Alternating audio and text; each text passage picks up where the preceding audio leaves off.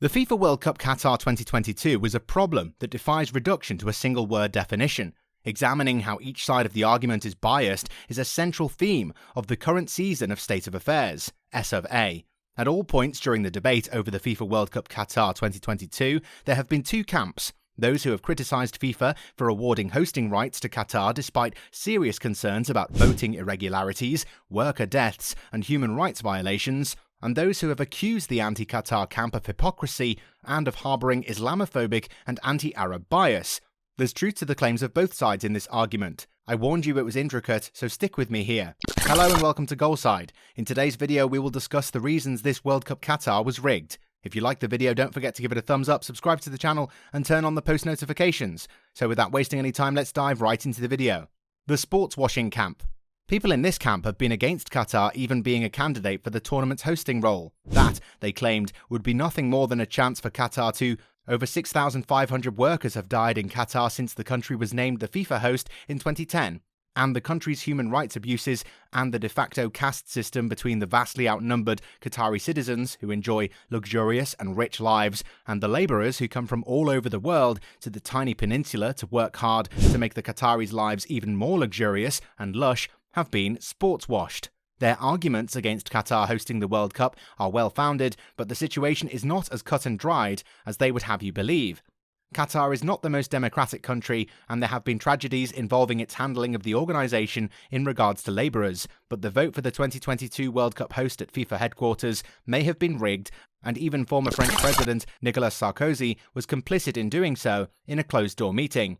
Those are totally disgusting, and absolutely they should have prohibited Qatar from ever hosting a tournament like that. However, the fact remains that they did, and that even from the most rosy-tinted perspective, this was the first time the World Cup had been held in the Middle East and the Arab world. Care to tally the number of thriving democracies and staunch defenders of human rights in the area? Rather than giving up hope for the region's democratic future, might the democratized, human rights-respecting world simply start integrating it? It was a terrible price to pay for peace and communication with the area. So to sum up, locals in the anti-sportswashing camp made some excellent arguments about the value of workers' rights, the significance of safe working conditions, and the tragedy of worker deaths. In any case, we needed a jumping-off point. Even North Korea, the worst totalitarian state in the known universe, is a member of the United Nations, and there's good reason to keep it in. We must have open lines of communication at all times. The hypocrites. Since the beginning of the tournament, we've been reading about how racist and Islamophobic the West is. The gist of it is as follows. Opposition to Qatar's hosting of the World Cup is an opportunity to disrespect Arab and Muslim cultures, not a critique for the sake of human rights. When Argentina won the World Cup and Lionel Messi, a legend in his own right, wearing a gold medal, we saw firsthand that this viewpoint had some merit. Arabic formal overgarment known as a bisht, associated with honour and respect. Some of the more polite insults posted online that evening included references to a sleazy cloak and a foolish coat. It's undeniable that Islamophobia runs widespread in the West and that Arabs aren't exactly the region's most beloved minority. Furthermore, there is nothing wrong with the identifying and condemning the blatantly racist and Islamophobic motivations, and doing so is crucial in the fight against these forms of bigotry. However, it is, to put it simply, irresponsible to ignore all that is wrong with Qatar under the guise of opposing hypocrisy, racism, and Islamophobia.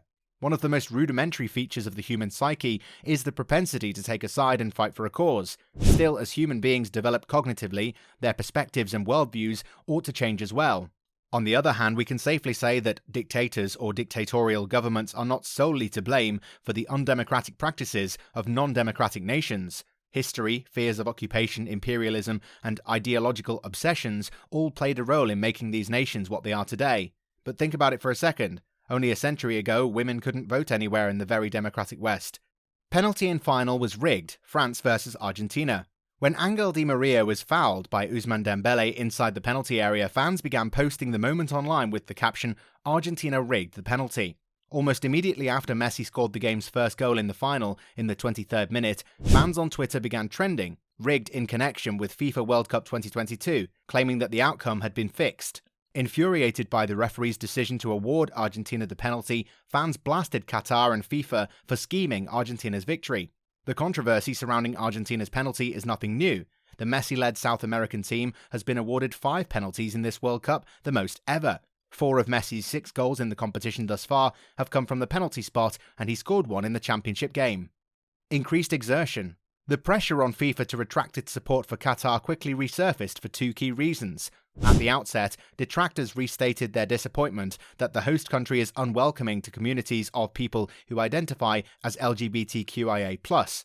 FIFA understood in 2010 that Qatar would not budge from its cultural norms on the view that homosexuality is offensive to Islam. To that, former FIFA president Sepp Blatter awkwardly joked that LGBTQIA+ football fans might refrain from amorous behaviours while in Qatar. Second, vulnerable migrant workers were exploited in Qatar in a way that is compatible with contemporary slavery. These employees were essential to the construction of World Cup infrastructure, in the sake of human decency. There can be no doubt that FIFA's sensitivity to human rights was awoken by the Western-led opposition to Qatar being named World Cup host. It's important to highlight 2 changes.